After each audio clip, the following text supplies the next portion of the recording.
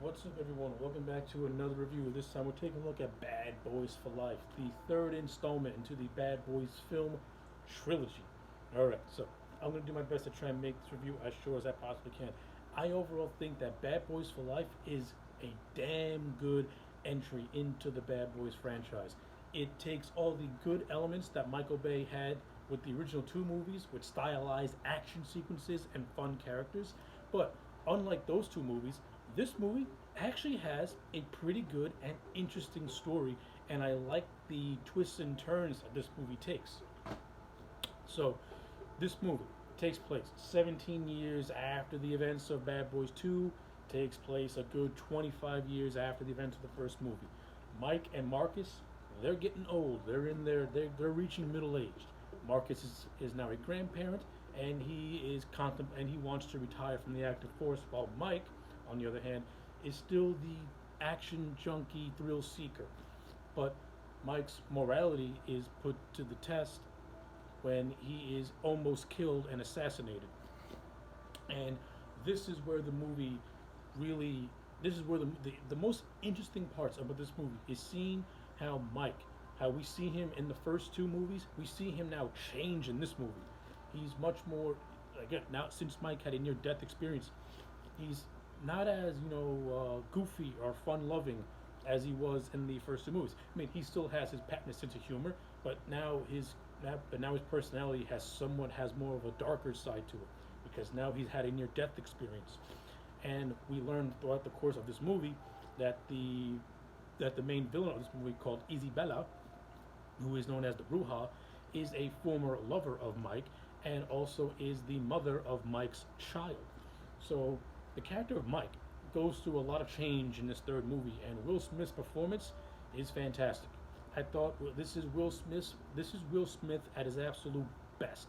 When Will Smith is on fire, the man is excellent. Martin Lawrence, he is no different. Martin Lawrence is just as funny in this movie as he is in the first two movies. Martin Lawrence, his character is that of the family man. He's that of the everyman. He is not an action junkie thrill seeker. He is fine just being a stay-at-home dad and just enjoying his retirement and enjoying his grand and spending time with his grandkids. That's the character of Marcus. The character of Mike is the complete opposite. But but these characters, they go through changes. Mike is starting to become a little bit more hardened, while Marcus is being forced to go back into the action to try and help Mike take down the people who almost killed him, which of course is revealed at the end, which ended up being his own son that he didn't even know about. And I thought all of that stuff is handled great. And of course, this movie brings back Joe Pantoliano as Captain Howard. Always fun to see Joe Pantoliano in this movie. He's just as funny as this as he was in the first two movies. And this movie broke my heart because Captain Howard, he dies in this movie. He gets shot and killed in Mike's arms, basically, and it's a very emotional for me. For me, since I love the interactions between Captain Howard and Marcus and Mike, you can tell that there's a strong relationship between the three. Even though the two of them piss off Captain Howard, he still has admiration for Mike and Marcus, because he knows that they are his two best cops. And when Captain Howard dies, it's great seeing how Mike and Marcus handle the death. It's really, really, really cool, really, really emotional. And of course, in the scenes prior to that, when Mike almost dies, Captain Howard pretty much acknowledging that Mike is like a son to him further just stamps the relationship that Captain Howard has with these two. It's great stuff. And this movie, it earns Captain Howard's death, because he was such a prominent character in the first two movies, and he has a strong relationship with Mike and Marcus. Seeing him, die is a great scene, and it further helps motivate Mike and Marcus to want to take down, the Isabella character, and all the chaos that she's causing in Mike's life by taking out certain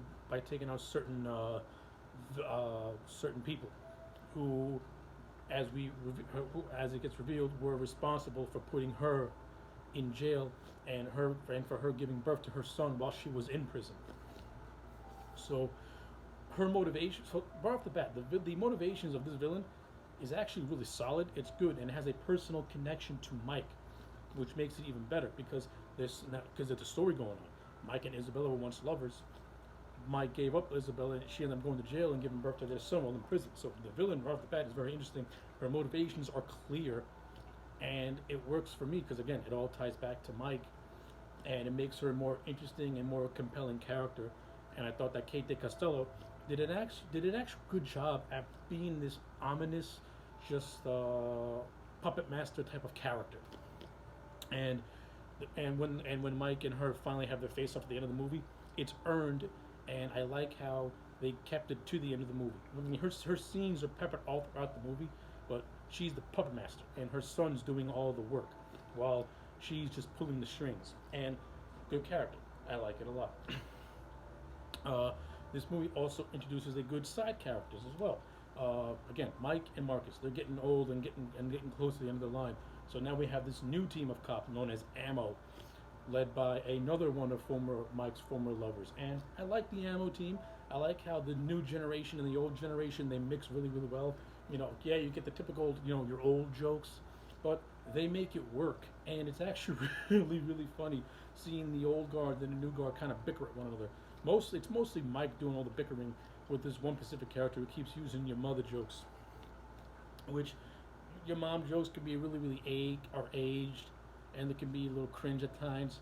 And it's no exception in this movie, but they try to have fun with it, and they make it work for what it is. So I can get past that. I like it a lot. The action sequences in this movie, they're just as high octane, stylized, and action packed as they are in the two Michael Bay movies.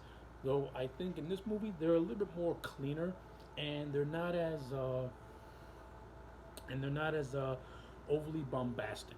They're very very entertaining, but I like how the directors Adil and Bilal, if I pronounced their names wrong, I'm sorry.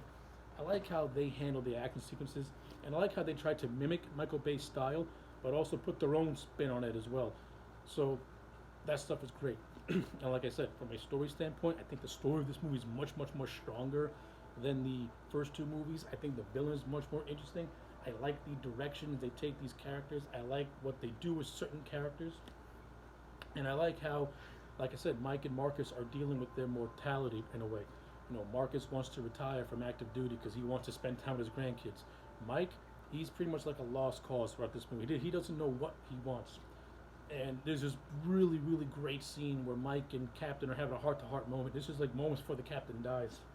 And it's a real great scene that kind of sums up Mike's whole thing. And when Mike realizes he has a son, it kind of gives him a renewed purpose in a way. I mean, at first, Mike is going to go down the dark path and kill his son. But then he takes the good path and he does not kill his son. And at the end of the movie, there's a mid-credit scene that kind of is the formation of a relationship between the father and the son, where Mike is offering his son a chance to pretty much redeem himself after all the nasty business he caused all throughout the movie. So I like how this movie sets up for Mike's son to get some redemption and possibly, maybe become a cop like his father. Well, the next generation of bad boys. Let's go for it. So yeah, that stuff to me from a story standpoint, really really good. And I also like how this movie has some returning characters as well. Now I mentioned that Marcus has a grandchild. Well, the parents of his grandchildren are his daughter and the character of Reggie from Bad Boys 2. Reggie makes a return from this movie. He's now in the army, and I like how they do a nice little callback to Bad Boys 2 when Mike and Marcus first meet Reggie and they just completely taunt the kid. And I like how they do like a nice little callback to that at the beginning of the movie. It's great. I love it. So, yeah, I really, really like Bad Boys for Life. I think this is a great movie. It's just as good as the original two, maybe just a little bit better than them. And that's why I'm going to give Bad Boys 2 a solid 9 out of 10. I think this movie does a lot of things right. It tells a great story. It takes the characters in some very interesting directions, and it properly sets up a fourth movie and a possible passing of the torch to the next generation of Bad Boys. So yeah, 9 out of 10 for Bad Boys for Life. Anyway, those are my thoughts. Let me know yours in the comment sections down below. like the video and subscribe. And Michael Bay does make a cameo in this movie. Anyway, I'll check you guys next time.